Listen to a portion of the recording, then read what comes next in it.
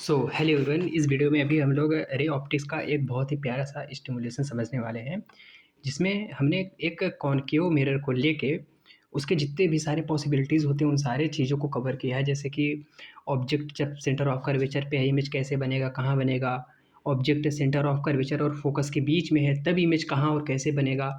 Object जब focus पे है तब इमेज कहाँ बन रहा है, और जितने भी पॉसिबल केसेस हैं सारे केसेस को हम लोग बहुत ही प्यारे तरीके से कवर करने वाले हैं, और सारा बहुत अच्छे से इस सिमुलेशन से आपको समझ में आएगा। कुछ चीज़ें हम लोग पहले से एक आउटलाइन तैयार कर देंगे, जिससे बहुत ही प्यारे तरीके से आपको समझ में आने वाला है, जो कि मैंने आज ही एक लेक्चर में सीखा है। तो सबसे पहले हम लोग क्या करते हैं, हाँ, इस पेंसिल को हटा के हम लोग एक एरो में बना लेते हैं, तो थोड़ा सा मतलब अच्छे से समझ आएगा। एक चीज़ डिफाइन करने वाले हैं हम लोग, लाइक देखिए जैसे ये, हाँ, बहुत सारे लोगों को पता होगा ये किस लोकेशन पे हमने ऑब्जेक्ट को रखा है। तो इस लोकेशन को हम लोग पहले डिफाइन कर देते हैं। लाइक ये देखिए, ये हो गया, हाँ, ये हो गया सेंटर ऑफ कर्वेचर से, इतना तो इसको लेबल कर देते हैं। Okay fine. सो ये हो गया सेंटर ऑफ कर्वेचर, ये हो गया फोकस, और ये हो गया पोल, और ये तो प्रिंसिपल एक्सिस या ऑप्टिकल एक्सिस है, सबको पता ही होगा। और ये ऑब्जेक्ट वाला है और ये इमेज वाला है, ठीक है। एक चीज़ जो बहुत ही ज़रूरी है आप लोग को समझना, मतलब जिससे मैं बहुत इजीली एक्सप्लेन कर पा रहा हूँ, एक चीज़ डिफाइन कर देते हैं। जैसे मान लीजिए पहले हम लोग ऑब्जेक्ट को इधर कर देते हैं, ठीक है, ऑब्जेक्ट को इधर कर देते हैं, और अब एक रीज़न डिफाइन कर देते हैं। जैसे ये जो ऑब्जेक्ट और ये सेंटर ऑफ कर्वेचर के बीच का डिस्टेंस है, इसको हम मतलब रीजन है, इसको हम रीजन 1 बोल देंगे। और ये जो सेंटर ऑफ कर्वेचर और फोकस के बीच का रीजन है, इसको हम लोग रीजन 2 बोल रहे हैं। ओके, आई थिंक इतना तो आसान नहीं हुआ है। और फोकस और पोल के बीच के रीजन को हम रीजन 3 बोल रहे हैं, और इसको हम रीजन 4 बोल रहे हैं। बहुत ही प्यारे तरीके से समझ में आने वाला है, ठीक है। एक बार हम इस स्टिमुलेशन से समझाएंगे, फिर एक फ्लो चार्ट है, जो चार्ट है उससे समझाएंगे, फिर इसको समझाएंगे, बहुत अच्छे से समझ आ जाएगा, ठीक है। चलिए समझते हैं। सबसे पहले हम लोग देखते हैं कि अगर ऑब्जेक्ट को, ये रहा ऑब्जेक्ट, ये जो मैं स्लाइड कर रहा हूँ, ये रहा ऑब्जेक्ट, अगर ये इन्फिनिटी पे है तो इमेज, मतलब ऐसा समझिए, अगर ये रीजन 1 में है, रीजन 1 इसी को बोल रहे थे, रीजन 1 में है तो इमेज देखिए रीजन 2 में बन रहा है, ठीक है। ये ऑब्जेक्ट रीजन 1 में है तो इमेज रीजन 2 में बन रहा है। एक बार फिर से डिफाइन कर देते हैं, ये रीजन 1 और ये रीजन 2, ठीक है। तो ऑब्जेक्ट रीजन 1 में है और इमेज रीजन 2 में है। अब जैसे ही ऑब्जेक्ट को धीरे धीरे धीरे धीरे धीरे धीरे धीरे हम लोग लाते हैं, कहाँ तक लाते हैं, इसको सेंटर ऑफ कर्वेचर तक।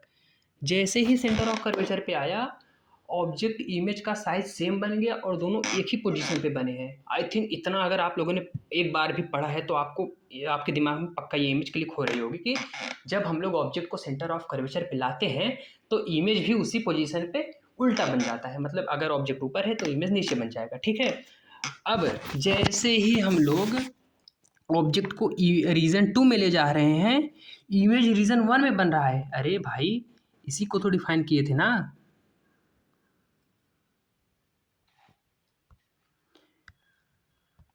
भाई इसी को तो डिफाइन किए थे, इसको रीजन 1 बोले थे और इसको रीजन 2 बोले थे, ठीक है। अब देखिए जैसे ही ऑब्जेक्ट रीजन 2 में है, इमेज रीजन 1 में नहीं दिख रहा है। अब जैसे ही आप इसको खसकाते खसकाते धीरे धीरे धीरे धीरे धीरे धीरे धीरे फोकस पे ले आए, आप लोग क्या देख रहे हैं कि ऑब्जेक्ट इमेज जो है वो इन्फिनिटी पे बन गया। लेकिन अभी एक चीज़ बहुत समझने वाली है, निगेटिव इन्फिनिटी पे बना है। सबको पता है कि इस साइड हम लोग पॉजिटिव लेते हैं और इस साइड हम लोग निगेटिव लेते हैं, ठीक है।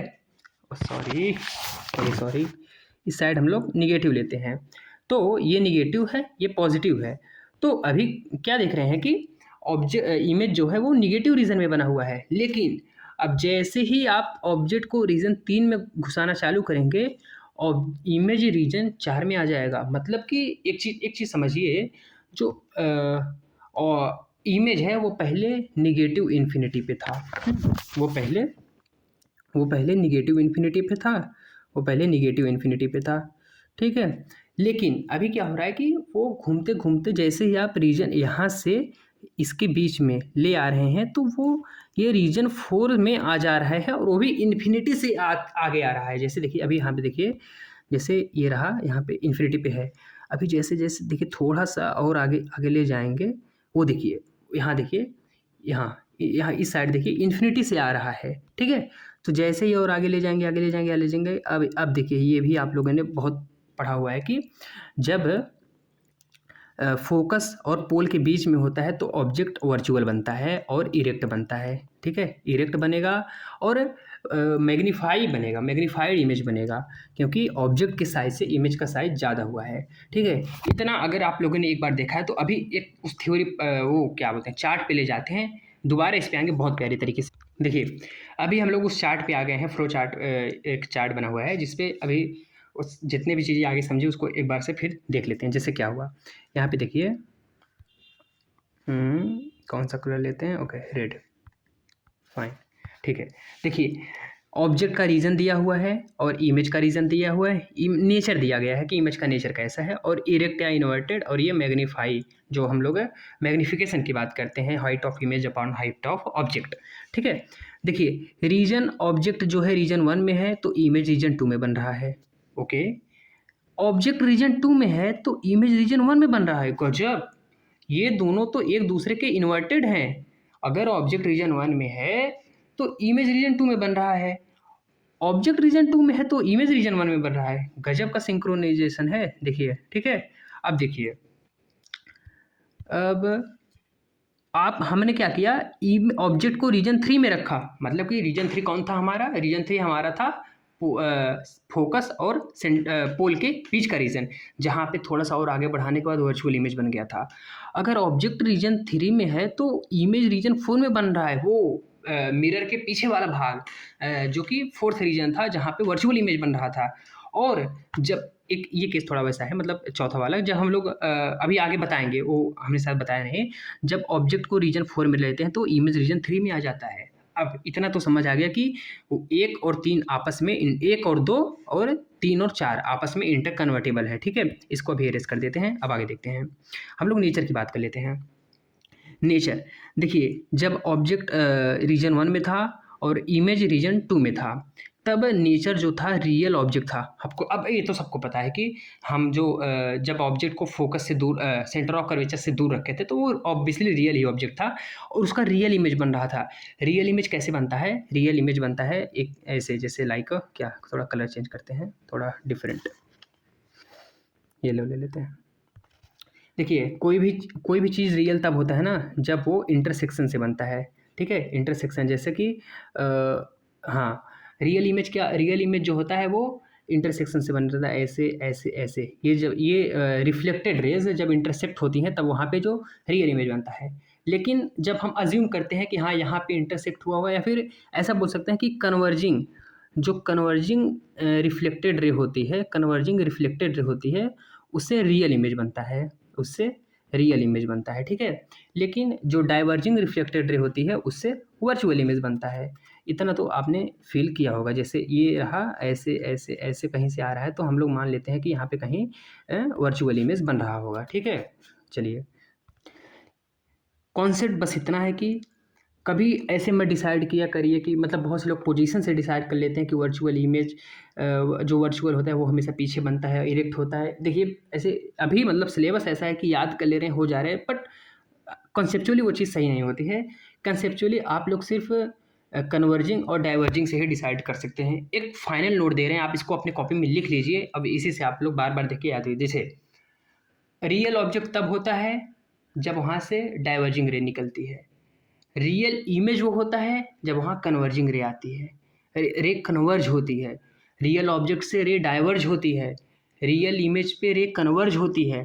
थोड़ा सा इंटर लिंक है दोनों, मतलब होता है ना डाइवर्जिंग कन्वर्जिंग, तो इमेज का उल्टा होता है। जहाँ डाइवर्जिंग रे है वहाँ रियल ऑब्जेक्ट है, जहाँ कन्वर्जिंग रे है वहाँ रियल इमेज है, जहाँ कन्वर्जिंग रे है वहाँ वर्चुअल ऑब्जेक्ट है, जहाँ पे डाइवर्जिंग रे है वहाँ पे रियल इमेज। मैं भी कंफ्यूज हो रहा हूँ बार बार बोल के, ठीक है। चलिए, तो ये हो गया। अभी देखिए क्या है कि यहाँ पे इरेक्ट और इन्वर्टेड, ये पहले दूसरे में इन्वर्टेड बन रहा है, उसके बाद इरेक्ट बन रहा है, उसके बाद डिमिनिश्ड, मैग्नीफाइड, मैग्नीफाइड, डिमिनिश। आइए इसको हम फिर से स्टिमुलेशन, सो गाइस आगे स्टिमुलेशन पे देखिए, जैसे रिवीजन कर लेते हैं। जैसे ऑब्जेक्ट को हम लोग काफ़ी दूर रखें। यहाँ पे एक मिनट, यहाँ पे वो प्रिंसिपल एक्सिस गायब हो गया मेरा, उसको बना देते हैं। नहीं, प्रिंसिपल एक्सिस नहीं, सेंटर ऑफ कर्वेचर। आ जा बेटा, आ जा लल्ला। So done. अभी क्या है कि देखिए, जैसे हमने ने क्या किया, ऑब्जेक्ट को हम लोग इन्फिनिटी पे रखे हैं, मतलब सेंटर ऑफ कर्वेचर से भी दूर रखे हैं। तो जैसे ही हम इसको पास ला रहे हैं, देखिए इमेज यहाँ पे रीजन 2 में बना हुआ है। जैसे ही इसको पास ला रहे हैं, वेट, पास तो लाएं, जैसे हम इसको पास ला रहे हैं, देखिए इमेज का साइज बढ़ता जा रहा है। और यहाँ पे मैग्नीफिकेशन 1 हो गया। कैसे मैग्नीफिकेशन 1 हो गया? क्योंकि इमेज का साइज, ऑब्जेक्ट का साइज इक्वली बराबर है। हाँ, मैग्नीफिकेशन तो यही होता है ना, मैग्नीफिकेशन बराबर होता है height of image upon height of object. अब यहाँ पे देखिए, जितना बड़ा ऑब्जेक्ट है उतना ही बड़ा इमेज है, और दोनों एक ही पोजीशन पे है। तो सर सबने पढ़ा हुआ है, जब सेंटर ऑफ कर्वेचर पे ऑब्जेक्ट आता है तो इमेज भी वहीं पे आ जाता है। और उसके बाद अभी मैंने बताया है कि जब हम लोग ऑब्जेक्ट को रीजन 2 में ले जाएंगे तो इमेज रीजन 1 में भागेगा, जब ऑब्जेक्ट को रीजन 1 में भगाएंगे तो इमेज रीजन 2 में भागेगा। एक दूसरे के इंटरलिंक है बच्चों। तो जैसे ही हम लोग इसको ले जा रहे हैं, देखिए बड़ा इमेज मैग्नीफिकेशन बढ़ता जा रहा है, लेकिन एक्चुअली में ये निगेटिव में है, क्योंकि इमेज का देखिए इन्वर्टेड है, तो इन्वर्टेड इमेज को हम निगेटिव लेते हैं बाई कन्वेंशन, सबने पढ़ा हुआ है। तो जैसे ही हम लोग इसको फोकस पे ले जा रहे हैं, देखिए इमेज चला गया इन्फिनिटी पे। अब नेगेटिव इन्फिनिटी पे है, इन्फिनिटी नेगेटिव हो पॉजिटिव हो, बात तो एक ही है। अब हम लोग इसको जब रीजन 3 में घुसा रहे हैं तो देखिए आगे से आ रहा है। अभी देखिए इमेज बड़ा हुआ है ऑब्जेक्ट से, लेकिन वो फोर्थ केस हमने भी आपको नहीं बताया था कि जब हम लोग ऑब्जेक्ट को रीजन 4 में ले जाते हैं तो इमेज रीजन 3 में कैसे आ जाता है। ये देखिए अंकल, ओहो,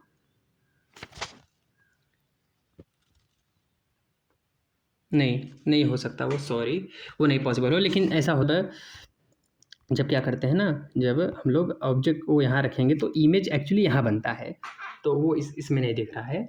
चलिए, तो आई थिंक इतना आपको समझ में आ गया होगा।